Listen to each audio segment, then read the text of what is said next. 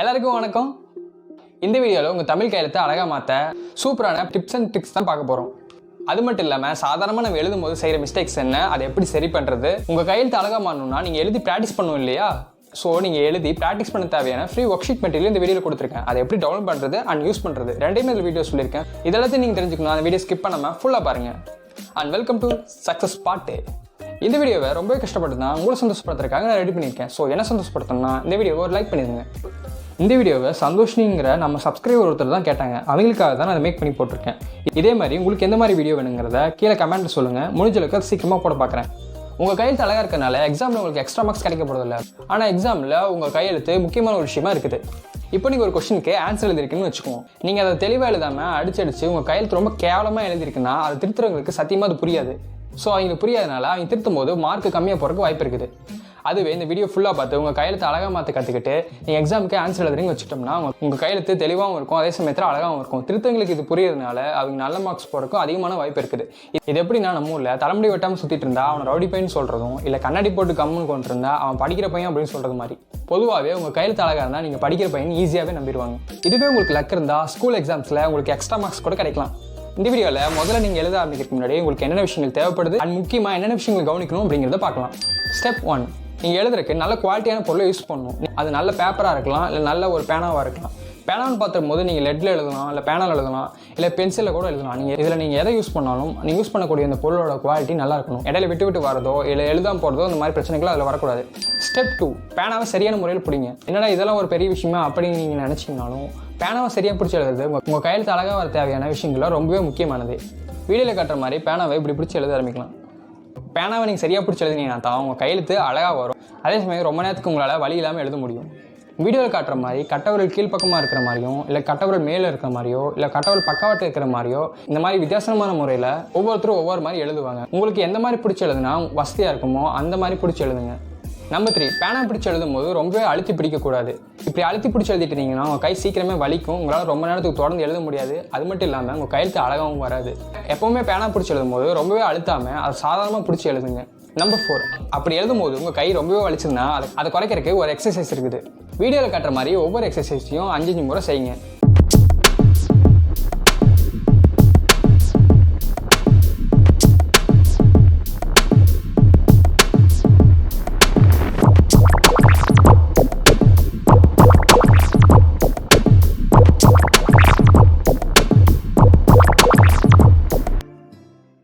Number 5, எப்பவுமே உட்காரும் போது உங்கள் முதுகு தொண்டும் உங்கள் கழுத்தும் நேராகிற மாதிரி கோருங்க.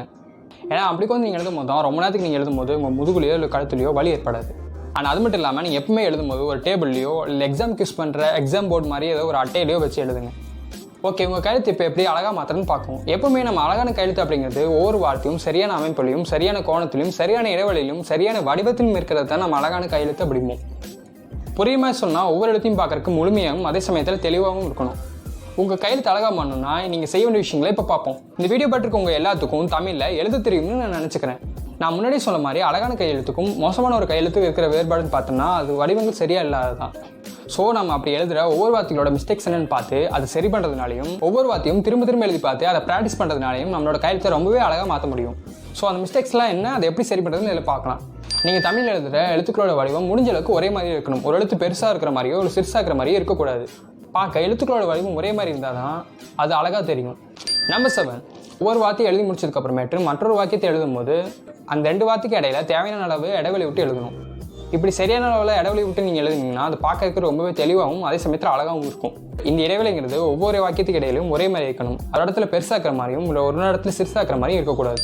நம்பர் 8, எழுத்துக்கள் எழுதும் போது முடிஞ்ச அளவுக்கு அது ஒரே நேர்கோட்டில் இருக்கிற மாதிரி இருக்கணும். அப்போ தான் அது பார்க்கறதுக்கு ரொம்பவே அழகாக இருக்கும். என்ன கேட்டால் நீங்கள் ப்ராக்டிஸ் பண்ணுறதுக்கு கோடு போட்ட நோட்டில் எழுதி பாருங்கள். ஒருவேளை நீங்கள் பிளைன் நோட்டில் எழுதுறீங்கன்னா இந்த மாதிரி கோடு போட்ட ஒரு பேப்பரை அந்த பிளைன் நோட்டுக்கு அடியில் வச்சுட்டு நீங்கள் எழுதிங்கன்னா நீங்கள் எழுதும்போது உங்களுடைய கையெழுத்து நேராக வரும். நம்பர் 9, எழுத்து எழுதும்போது ரொம்பவே அழுத்தம் கொடுத்து எழுதக்கூடாது. அப்படி நீங்கள் எழுதுனீங்கன்னா பார்க்கறதுக்கு அந்த எழுத்து மட்டும் தனியாக தெரியும். அது மட்டும் இல்லாமல் அதே மாதிரி நீங்கள் எல்லா எழுத்தையும் எழுதுனீங்கன்னா அது பார்க்கறதுக்கு நல்லா இருக்காது. நம்பர் 10, வார்த்தைகள் எழுதும்போது அதை முழுசாக எழுதணும். வெறுமனே எழுதணும்னு சொல்லி அதை அரைகுறையாக எழுதி முடிக்காமல் ஒவ்வொரு வார்த்தைக்கும் கால் வச்சு எழுதணும்.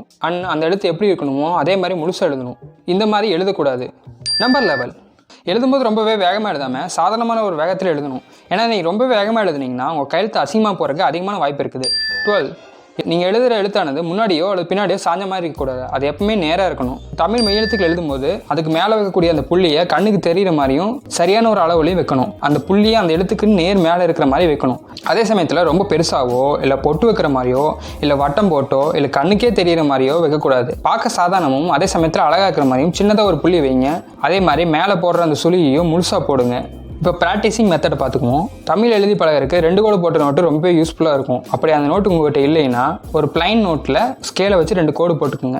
இந்த 2 கோட்டுக்கு நடுவில் ஒரு எழுத்தையும் எழுதி பார்த்து ப்ராக்டிஸ் பண்ணுங்கள். ஓகே, தமிழில் எழுதி ப்ராக்டிஸ் பண்ணிக்கிங்க அப்படின்னு சொல்லிட்டேன். அந்த எழுத்துக்கள் எப்படி இருக்குன்னு உங்களுக்கு முதல்ல தெரியணும் இல்லையா? அதுக்கு தான் டிஸ்கிரிப்ஷனில் ஒரு லிங்க் கொடுத்துருக்கேன். அதை கிளிக் பண்ணி போய் அங்கே இருக்கிற ஃபைல்ஸ் எல்லாத்தையும் டவுன்லோட் பண்ணிக்கோங்க. உங்களால் முடிஞ்சால் அதை பிரிண்ட் அவுட் எடுத்து வச்சுக்கோங்க. இப்போ உங்கள் வீட்டில் இருக்கிற இல்லைன்னா அழகாக எழுதுகிற யாரோ ஒருத்தர் கொடுத்து அந்த எழுத்துக்களை அந்த நோட்டில் எழுதி தர சொல்லுங்கள். இப்போ அதே மாதிரி அந்த எழுத்தை நீங்களும் எழுத முயற்சி பண்ணுங்கள். இதே மாதிரி ஒவ்வொரு எழுத்தையும் திரும்ப எழுதி ப்ராக்டிஸ் பண்ணிட்டே இருங்க. இப்படி நீங்கள் ஒவ்வொரு முறையும் எழுதி முடிச்சதையும் அதை எடுத்து பார்த்து நீங்கள் என்னென்ன மிஸ்டேக்ஸ் பண்ணியிருக்கீங்க அப்படின்னு பாருங்கள். அந்த மிஸ்டேக்ஸ் எல்லாத்தையும் கரெக்ட் பண்ணிவிட்டு மறுபடியும் எழுதி ப்ராக்டிஸ் பண்ணுங்கள். இதே மாதிரி நீங்கள் எழுதி ப்ராக்டிஸ் பண்ணிட்டே இருக்கும்போது உங்களுக்கு போக போக உங்கள் கையெழுத்து அழகாக மாறதை நீங்களே பார்க்கலாம். ஒவ்வொரு முறையும் நீங்கள் எழுதிருக்க ஒவ்வொரு வார்த்தையும் செக் பண்ணி பார்க்கும்போது இந்த வீடியோவில் சொன்ன எல்லா மிஸ்டேக்கையும் நீங்கள் சரி பண்ணிட்டீங்களான்னு செக் பண்ணி பாருங்கள். இந்த வீடியோவை உங்களுக்காக ரொம்ப கஷ்டப்பட்டு தான் நீங்கள் சந்தோஷமாக இருக்கணும் அப்படிங்கிறதுக்காக நான் ரெடி பண்ணியிருக்கேன். ஸோ நான் சந்தோஷமாக இருக்குன்னா இந்த வீடியோக்கு ஒரு லைக் கொடுத்துருங்க. அது மட்டும் இல்லாமல் இந்த சேனல் சப்ஸ்கிரைப் பண்ணி பக்கத்தில் இருக்கிற பெல் ஐக்கானில் ஆல் வந்து கிளிக் பண்ணிக்கோங்க. அண்ட் மறக்காமல் பக்கத்தில் இருக்க ஷேர் பட்டனை கிளிக் பண்ணி உங்கள் ஃப்ரெண்ட்ஸுக்கு ஃபேமிலிக்குன்னு இது யாருக்கு யூஸ் ஆகுமோ அவங்களுக்கு ஷேர் பண்ணி விடுங்க. வீடியோ ஃபுல்லாக பார்த்துக்கிங்கன்னா ரொம்பவே நன்றி. பாய்.